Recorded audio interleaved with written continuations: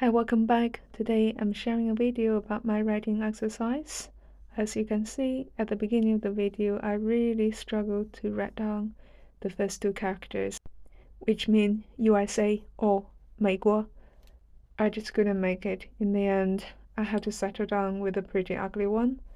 As you can see, all of us can feel the frustration while we're trying to write down Mandarin Chinese characters. And again, make the journey enjoyable along the way. Happy writing, happy learning. And what's more, we shall find out very soon who's going to be the next US president.